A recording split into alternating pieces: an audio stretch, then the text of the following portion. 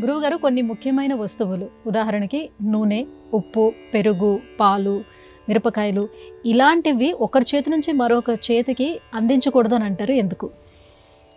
ఇవన్నీ శని శుక్ర సంబంధితమైనటువంటి వస్తువులు.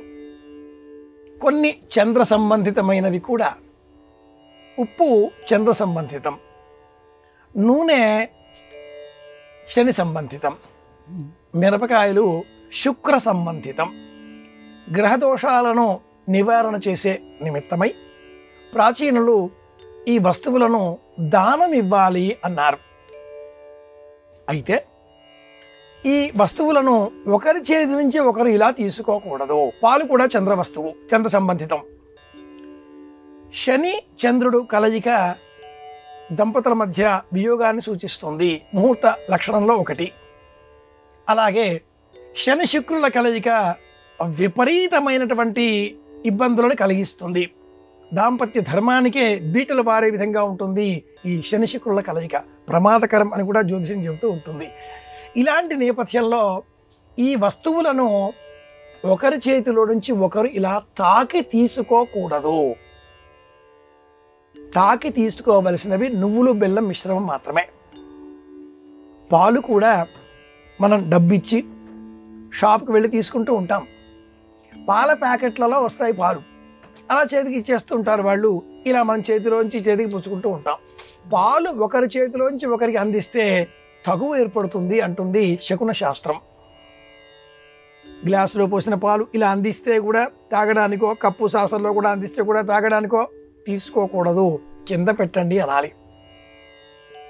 వారు బలవంతంగా మన చేతికి అందిస్తే మనం తీసుకొని నేలపైన పెట్టి, టేబుల్ మీద పెట్టి, ఆ తరువాత నెమ్మదిగా వాటిని మళ్ళీ తీసుకోవాలి. అలా తీసుకునే సమయంలో అంగిరసునకు చెందుగాక అన్న పదం వాడాలి. అంగిరసుడు ఒక మహర్షి.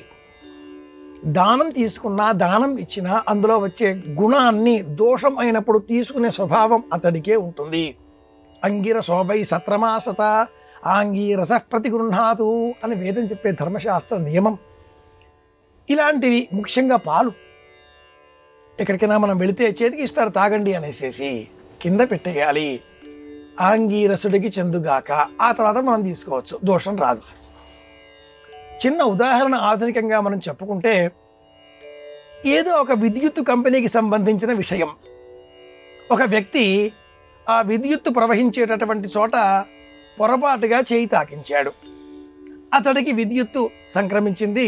విద్యుత్తు వలయాలలో పడి గిలగిలా కొట్టుకుంటున్నాడు. షాక్ కొట్టింది అంటాం ఇంగ్లీష్లో మనం. ఆ వ్యక్తిని మరి ఒక వ్యక్తి తాకితే అతడికి కూడా షాక్ కొడుతుంది. అతడిని మరి ఒకడు ఇలా ఈ క్రమం అంతా విద్యుత్తు తరంగాల దీర్ఘత లేదా ప్రమాణ ఆ వాహిక దూరం ఎంత మేరకు ఉంటుందో అంత మేరకు అలా షాక్ కొడుతూనే ఉంటుంది. మనిషి తాకితేనే ఇంత ప్రమాదం అయినప్పుడు, ఇందులో మళ్ళీ నీరు, రాగి ఇలాంటి వస్తువులతో ఉంటే ఇంకా ప్రమాదం. ఆ సమయంలో కర్రముక్క వినియోగించాలి. ఎలా చెబుతారో అలాంటి ఆ కర్రముక్క ఈ ధర్మశాస్త్ర విషయంలో భూమి, టీపాయ్, టేబుల్ అలా పెట్టేసేయాలి.